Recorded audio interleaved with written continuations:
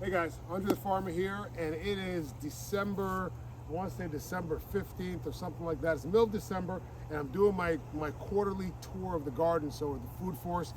We're going to do a tour today. I'm going to show you guys the entire food forest, and I do this once a quarter because the forest is at different stages at different times of the year. So right now, a lot of stuff is dormant, but we do have a few pretty cool things for you to see. So we're going to start right here at the top here, and the first tree that I'm going to show you guys is my coconut cream mango. Yes, that's right, the coconut cream mango. It actually produces a delicious mango. It's a small mango, but they have a little bit of spice to them. It's one of my favorite mangoes to grow. This tree had a bit of a aphid problem and a scale problem, so we had to cut it way back. So a lot of what you see here is new growth. I'm notorious for pruning. I like to prune my trees really hard. If they have a problem, I like to give them a hard reset. We even have a little bit of turmeric that I don't know how it got here, but it's growing underneath this tree right here. I always say turmeric is a front yard plant. You can plant in your front yard. It's a beautiful looking plant. It gets much bigger than this. That's kind of how it looks. And then next, we have a Glen mango. If you don't have a lot of space, this is a great tree. It doesn't get super big and it produces fruit at a very young age. Over here, we have a Hull avocado. And this is a tree that is a great example of why you have to sort of shape your trees or prune your trees.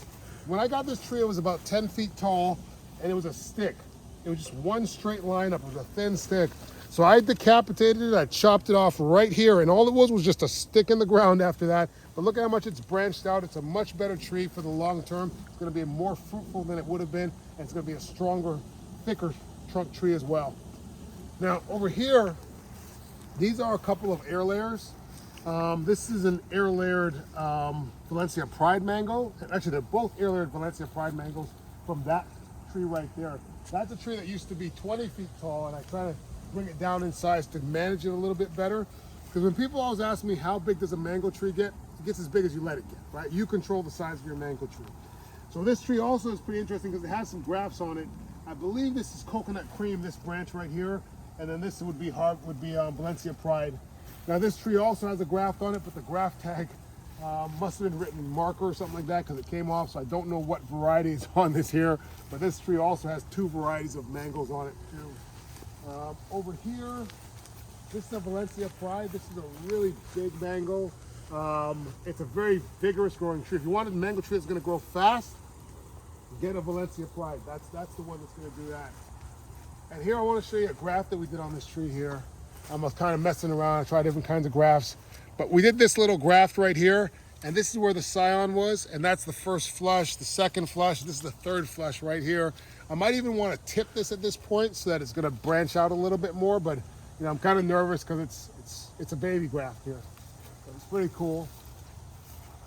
Here we have sugarloaf mango, which is one of my favorite mangoes, but it's also the favorite mango of the squirrels, so they'll eat these before they get ripe usually. And then we have a day avocado. This tree produces about 150 avocados a year. This was the first avocado tree that I ever planted. And we're trying to manage the size of this tree here. So we did an air layer on this branch here. We're trying to just get it to a more manageable size tree. I just don't want it to be like, you know, 1,000 feet tall, blocking out all the sun and everything. So down here we have, this is a variegated pink lemon. I generally don't grow a lot of citrus because of the citrus greening disease, but this tree is variegated, which means that it has this color on the leaves, and it kind of looks a little bit sickly already, so it's a little more resistant to the insect that causes the citrus greening, so that's why I have that one. In this bed here, we've just planted some Brussels sprouts, some celery, and we threw a few cabbage seeds back here, and we got a little bit of garlic coming up in here, so we got a little mixed bag in there. Now this is the first mango tree that I ever planted. This is a Kent mango. It has a few grafts on it. Like last year, this produced two types of mangoes. It produced Maha Chinook mangoes, and it produced Kent mangoes. It also has a graft here of turpentine mango, which I'm really hoping will produce some turpentine mangoes this year. So I really actually like them. They're not a popular mango, but I like them. This is a Malacca mango. This was I think the third tree I ever planted back here. And this produced 4 types of mangoes last year. It produced Glen, Namdok Mai, Alfonso, and Malacca mangoes. This is sweet almond, which is kind of a pollinator plant. It's got a really nice scent to it. It grows out of control. You can grow it from cutting, so I'm always cutting this back to try to control the size of it. If anybody wants cuttings of this, come on over. I'll give you as much of it as you want. Go around the corner here. We've got some dragon fruit here. We've probably got about 4 or 5 different species of dragon fruit there, or varieties. I'm terrible at labeling, so I just figure out when the fruit comes, then I figure out what kind of dragon fruit it was. We've got a lychee tree. This is an air layer from my bigger lychee tree over there. Pineapples, there's pineapples all throughout the food forest. That's a little Namdok Mai mango right there. So let's go over this bed over here. We have strawberries that we just planted over here. These were bare root strawberries, so they're doing pretty good. Some of them started off pretty strong. A couple of them didn't make it, but they're doing all right. We have a loquat back there. It's also called a Japanese plum. It's a tree that's used a lot in ornamental gardening here in Florida, but the plums are actually really good to eat. We got some radishes in here. Looks like we got a little garlic in here. Sometimes I can't remember what I put in these things. These are the radishes, or they could be turnips. During one of the storms, a lot of my seeds got wet, so I ended up just emptying all the seeds in some of these beds. There's some kale here that I started off in my office. Some weeds in there. And I'm not sure what kind of kale this is. Nico, do you know what kind of kale this is? I think this is Red Russian. Looks Red like, Russian kale? Yeah, something like that. That sounds very familiar. Because these seeds were sent to me by Ferry Morris, and I planted them in my office in a little container, and I took them out and transplanted them here. I think it is Red Russian. I think you're right. Good eye. And we've got some Swiss chard there. We've got some potatoes in there. I need to mound those potatoes. And we've got some more radishes and stuff back there. We got some tomatoes in front here. Had a couple marigolds in here, companion planting, just to sort of deter the pest. This one, the pest basically ate the whole thing. But you know what? But it's a good decoy plant because they ate that instead of eating my tomato. Over here we've got some cabbage, some stonehead cabbage, and we've got some carrots in the back. We've got sweet potato popping up in here because last year this was a sweet potato bed. So if you don't get it all out, you're gonna get more sweet potato popping up. This is a miracle berry here. If you're not familiar with this, if you eat one of these, everything you eat after that's going to taste super sweet. You can eat a lemon and it's going to taste like lemonade. You can drink a beer and it tastes like chocolate milk. It's pretty cool. It's a pretty cool little plant. Kind of a novelty plant. We've got some lemongrass growing here. This is a Tommy Atkins mango, and this was actually sold to me as a Kent mango, and it was the second tree I ever planted here. It wasn't until a few years later I kept getting the fruit, and I always noticed that the Kents from this tree tasted different from the Kents from that tree, and then I realized this is a Tommy Atkins. It's probably the prettiest mango that grows in my yard, but it's probably also my least favorite one. It's the kind you get in the store mostly, Tommy Atkins. This is my lychee tree. This tree's been air layered a bunch. I think I've made at least 4 or 5 trees off of this tree. It produces a ton of lychee, but the problem is they all ripen at the exact same time, and then the birds get into them, and if you don't pick them all, then you're not gonna get them. So we have to harvest this all at once. In this bed here, we've got some Swiss chard seedlings here. We're experimenting with some asparagus over there. Asparagus takes a couple years before you're actually gonna get shoots of asparagus. But it's a cool, interesting plant. I thought I'd give it a try. We have some amaranth that's growing here. I sort of threw a bunch in this bed, so it kind of grows almost wild in this bed.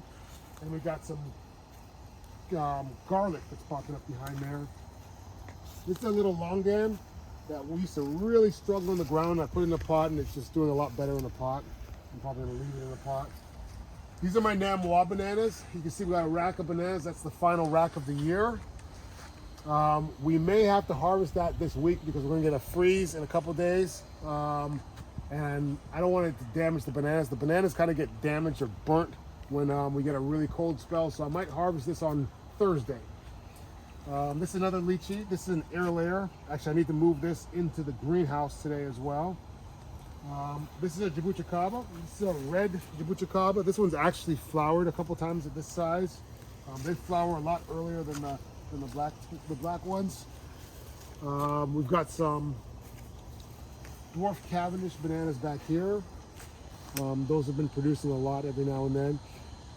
In this bed here, we have cabbage, threw some beans in there. We also have a lot of orange tree seedlings that are popping up. I use orange peels as a deterrent for the pest. And sometimes I just sort of cut the oranges up and squeeze them and throw them in there, and the seeds get in there. So I get all these little baby orange trees that pop up. I give them away to people. We just planted yesterday, we planted a bunch of bok choy in the back here. And we've got some carelettes over there. And it's supposed to be a plant that grows kind of like Brussels sprouts, but instead of producing little cabbages, it produces little kales. So that's kind of interesting, I thought. Well, check that out. Because I throw all my compost directly to my bananas, I get seedlings that pop up. And I'm just seeing this now for the first time. That's an avocado right there. I knew I had a mango in, I think, that over there's a little mango, hard to see, but there's a little mango seedling in there. That's how I get all my seedlings. They just pop up in the compost. Over here, this is a Kerry mango, which is a descendant of a Julie mango. It is said to be the granddaughter of a Julie mango, which is a very famous Caribbean mango. And all that means is they took a seedling of a Julie mango, and then the seedling, then the fruit from that they planted, and they got a seedling of that, and that is what a Kerry mango is. So it's a seedling of a Julie mango. So we're gonna go up this way. In here, we have some onions, we have some carrots, we've got some beets, we've got radishes, we've got a whole bunch of, we have these ice radishes, which are really cool. See if I can find a decent sized one. We'll harvest one. That's what they look like. They're white. I haven't tasted them yet. I harvested a few. I got them in the fridge. I'm gonna try to cook them. Maybe today I'll fry some, maybe some chips with them or something. We've got collard greens here. I generally don't really grow a lot of greens, but I did it this year. It's the first year that I've really had them grow so nice. Like, check that out. It's pretty decent. We've got some cabbage over here, some cauliflower back here, and then we've got more onions in here, and we threw a few more of those cabbage back here as well, the cabbage seedlings.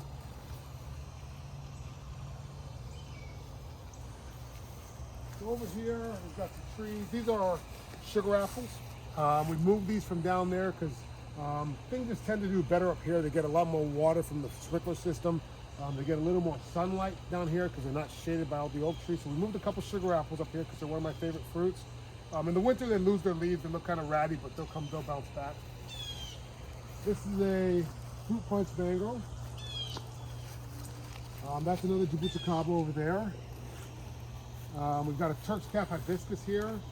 Are you familiar with these? Yeah, so basically with these, you get the nectar in the back of them.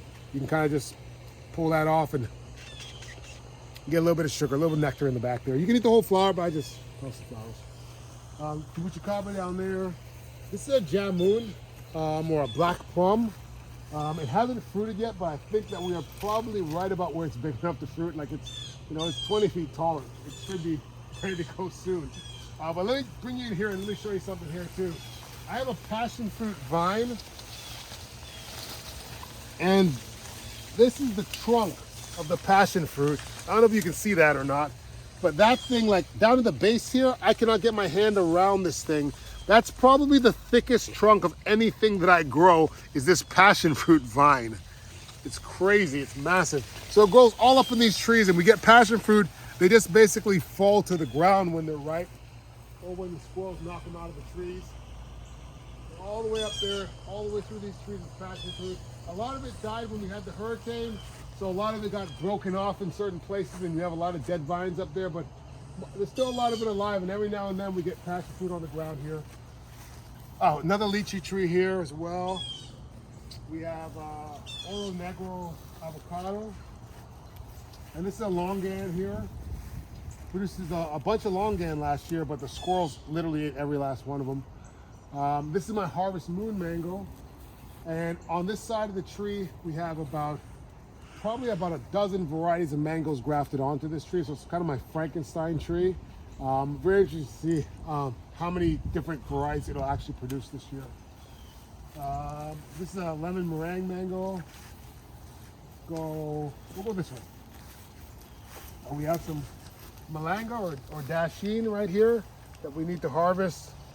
Got a nice little tuber on it there. This is some shell ginger. I actually got this from a park. I saw it and I just dug it up and planted it here. Got a bit of firebush that a friend of mine gave me from a cutting. It's growing really well. One of the things I want to start doing is incorporating more flowering plants in the garden to try to get more pollinators here. This is a governor's plum. It's a very interesting plant. I've never tasted the fruit, but it's supposed to be a big plant in the Caribbean. It's growing really well. Moringa is one of the most nutritious land plants that exists. My jackfruit tree here.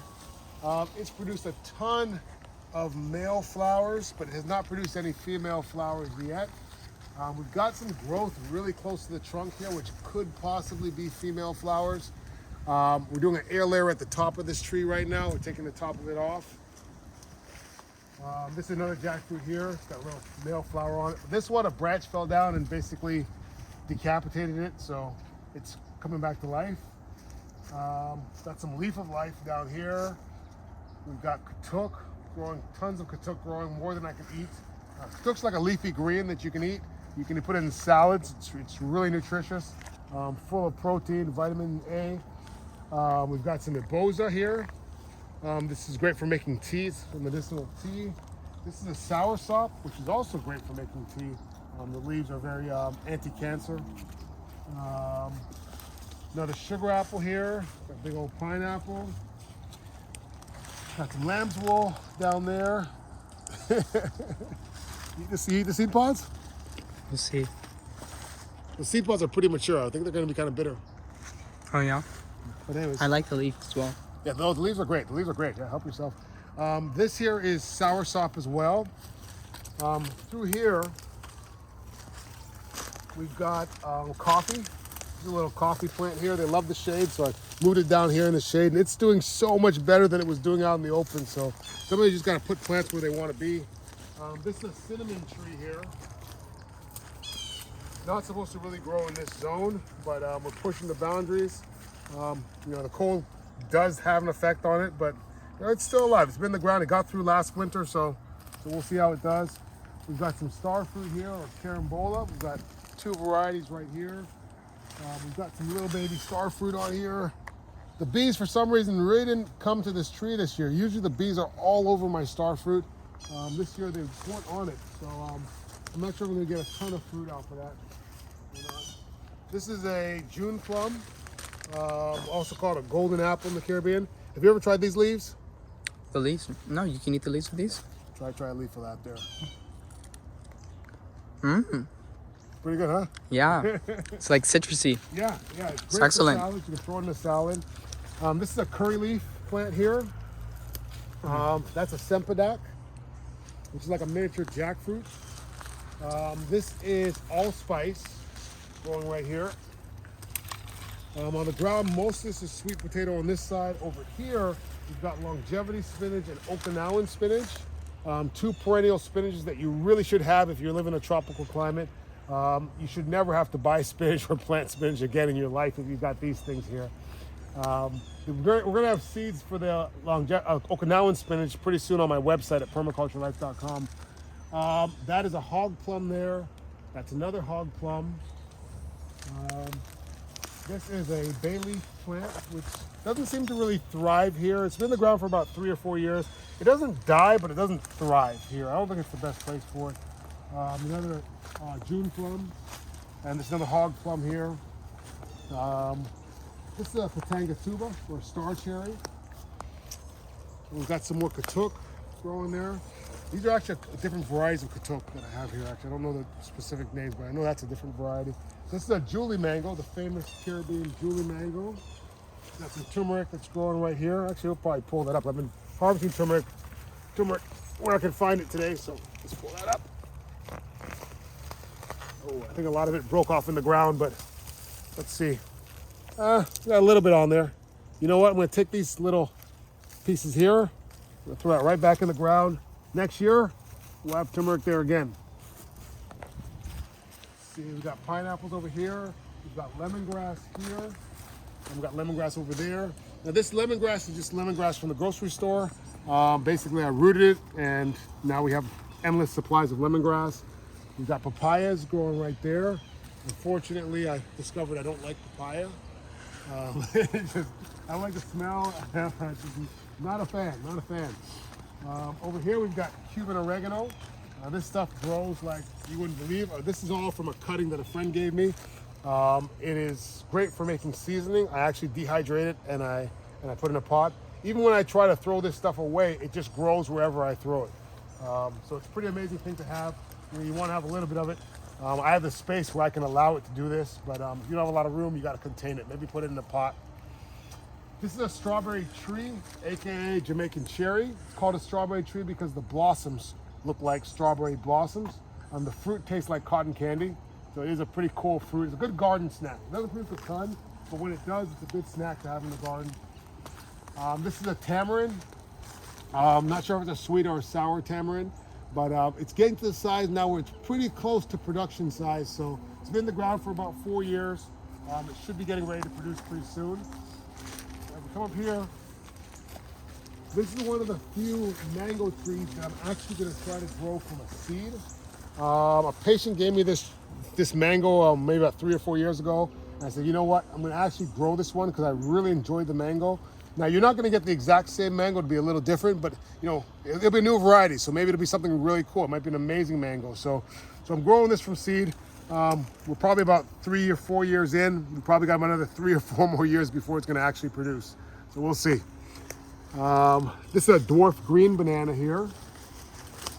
Haven't tried it yet, so I'm interested. This is my everbearing mulberry tree, but we've actually done a ton of grafts on this tree, and we're trying to make this into a Pakistani mulberry tree primarily, just for bigger, better mulberries.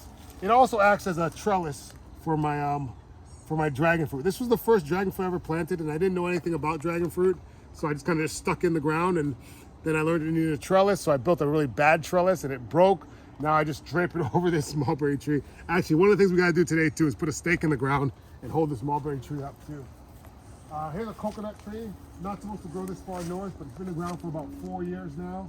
So we're pushing the boundary with that. Got another papaya here.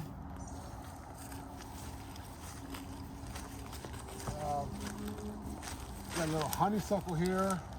This is something I found wild in the woods, and I just basically transplanted a cutting here. There's my beehives over there. We're gonna walk back this way. We've got some pineapples here. We've got a couple of varieties. We've got some sugarloaf pineapple, and then regular pineapple top. We've got some ornamental gingers. I believe that is galangal over there. We've got a loquat seedling, so that's gonna be another new variety right there. We'll see how that comes out. Jackfruit seedling. Jackfruits go super fast from seed, so I always recommend you just plant a jackfruit seed. Buy a jackfruit from the store, plant the seed. In a couple years, you'll have a plant that's taller than you. This is sapodilla. Got a couple fruit on here. That's been in the ground for a few years. There's a sapodilla here as well. This one I just planted this summer. We've got some beautiful ornamental ginger. I'm not sure what variety of ginger this is, but you actually do get a little bit of juice out of it too. If you squeeze it, you get a little bit of liquid comes out of it. It's kind of pretty closely related to shampoo ginger. Another jackfruit seedling. We've got some wild coffee over there that I found in the park, and I gathered it from a cutting. Sakahaki grass, which I definitely need to cut. We're gonna do some chop and drop today too as well. More pineapples. This is peanut butter fruit tree right here. Pakistani mulberry, and this is elderberry, and this is also from a cutting on the side of the road, basically planted it, and now it grows like crazy. We're gonna go down this way. This is what I'm talking about, a jackfruit. This jackfruit is only about 1.5 years, maybe 2 years old, but it's a seed from a fruit that I bought at the supermarket, and look at how big it is. Oh, we have some in here. I don't know how it's doing. It looks like it's really struggling right now. Hopefully it'll bounce back in the spring, but there's some Malabar spinach down there. This is these are plantains, dwarf Puerto Rican plantains. More shampoo ginger. We're gonna use this as chop and drop too today. We're gonna chop all that. Monstera delicioso. Another over here. We have another moringa. We got the beehives over there. A little dormant right now. I think the cold weather's got them a little shy today. Down here we've got some pigeon peas or gandules in this bed here, and they're starting to flower. This is a buttercream mango. We've got some Mexican sunflower. We're going to chop and drop this today as well. We've got a triple sec mango.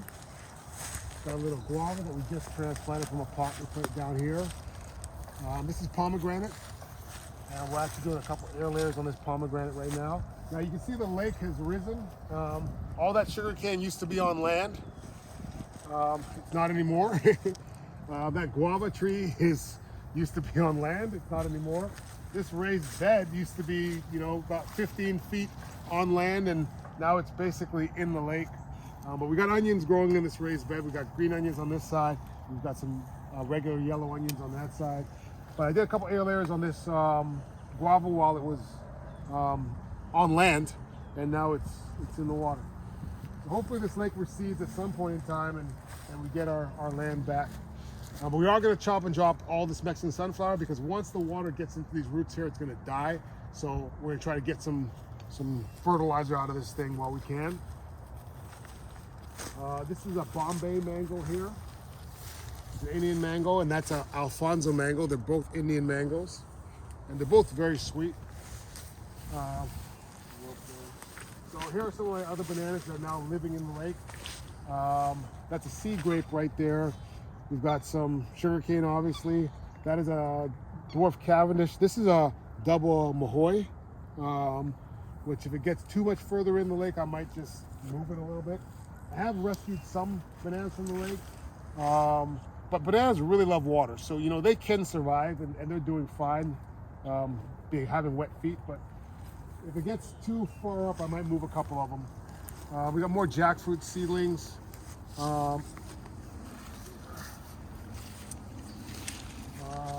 Praying hands banana, dwarf red Caribbean banana.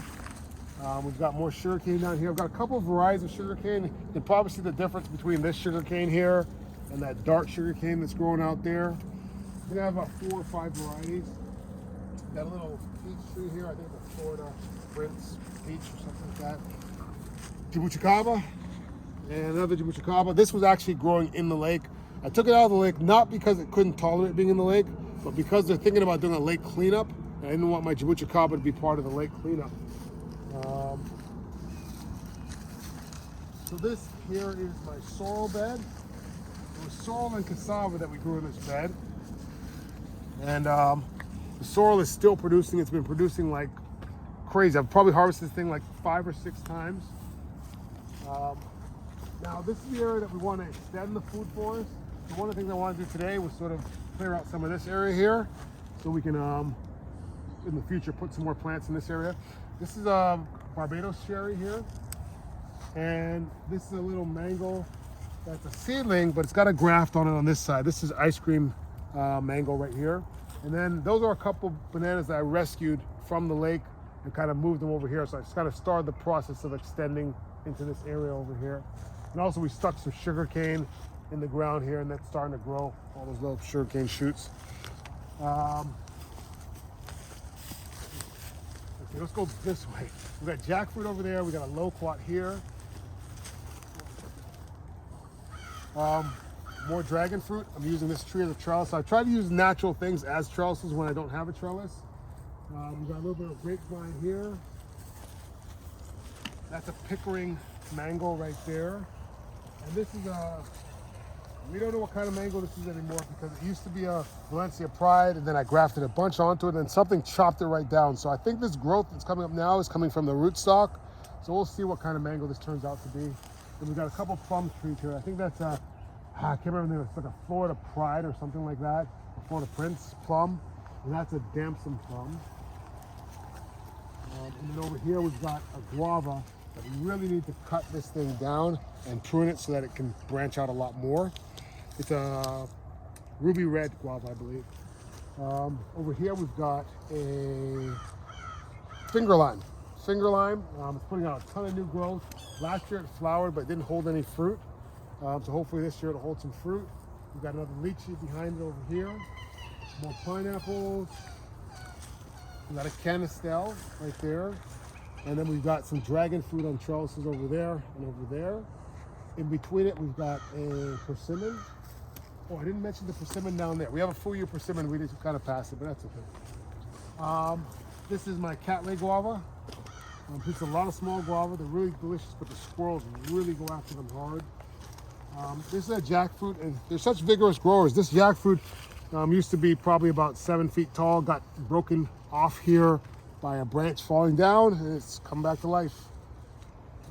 This is an ice cream mango here. And we've got more katuk. We've got cranberry hibiscus over there.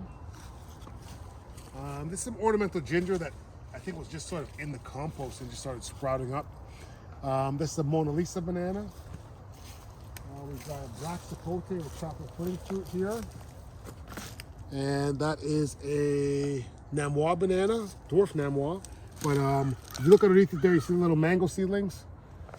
Those are what come up from the compost. I just basically throw everything to the bananas and they produce what they produce. We've got some aloe growing there.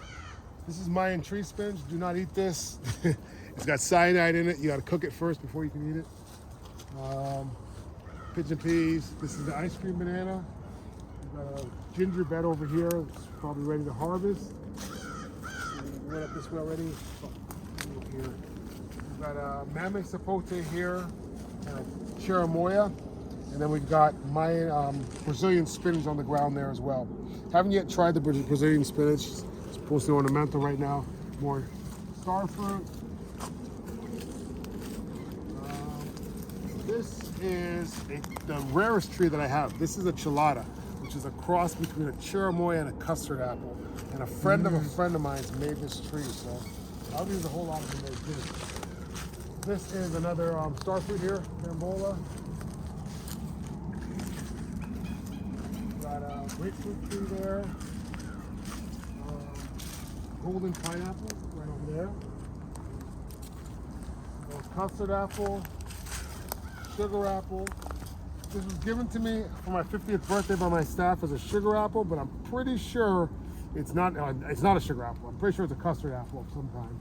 So I'm interested to see what it's going to be and what the fruit are going to be like. That is a cocoa pole banana right there. It's also got some mango seedlings growing around it. This is a cac mango. This is a Baptiste mango. And I really wanted a Baptiste mango because that's my last name. And I couldn't get one, but I got a branch. So I got a scion and I actually grafted it onto a Duncan rootstock, and now I've got my little Baptiste mango. This is a cacao, a cocoa tree. Does not like the cold at all. This is a chacha, which is like a Brazilian or South American fruit. It's a little yellow fruit, haven't fruited yet. We have a jamun here, which is an air layer. It's probably the biggest air layer I have in the ground, at least. This is an air layer for my bigger jamun tree over there. It's doing really well. It's been in the ground for 2 years. We've got a wax jambu or a wax apple here. This is our jackfruit seedling. We have an orange crushed jackfruit here. And this is a ginip or ginipa, Spanish lime, mamosillo. I don't know if it'll actually produce here. It really struggles with the cold, so I'm gonna have to cover this up this week. Over here, we have a few more things. We're almost done. This is a cashew tree, which almost died last year in the cold, so I'm gonna have to protect this as well again this year. We got another loquat, and we've got a sugar apple over here. We're gonna go around this way. This is my little greenhouse here. So I keep my seedlings and things like that. All my sensitive things go inside the greenhouse when it starts to get cold. We've got like some air layers and stuff in there. We've got some grafted plants in there. A lot of seedlings and things like that are in there, just to protect them a little bit. Then we've got a couple blueberry bushes here. Another June plum. This is an Anna apple. Apples don't really produce well here, but it's here. We got a couple more miracle berries over there, right there and right there. Let's see. And then over here, we have another loquat. It actually has some fruit on it right now. And then we've got a Barbados cherry that we just moved over there this summer. And this is my wife's flower garden here, so we have a lot of flower things here. We have a lot of herbs here. That's some sage and some basil, some culantro or shadow mani, and some rosemary and stuff over there. These are my 3 olive trees here. All 3 of these were planted at the same time, but they've been moved around the yard so many times. They've all had different histories, so this one's been here the longest in this spot. This is my bamboo wall. It was bigger, but the power company chopped the top of it off. Rude. This is not my property here. It's an old orange grove, but we use this orange tree here for sour oranges. We recently discovered a grapefruit tree down there, and I discovered on my property a tangerine tree pretty recently. Last couple of trees we have are my jabuticaba right here. It's doing very well. We're doing a little earlier on it. Gonna make a little baby jabuticaba there. And then my cacao tree, which this one's doing much better because it has the warmth from the house. So basically we've created a microclimate for this tree to live in a place where it really shouldn't live. And I think we have one more tree. It's doing well. We got another little jabuticaba. So probably got a bunch of jabuticabas now, but one of my favorite trees. But that pretty much wraps it up. That's the entire yard. You guys have seen the whole thing today. We'll do another one in about 3 months, but thanks for watching. If you enjoyed that, like, subscribe, and I'll see you next time. All right, bye guys.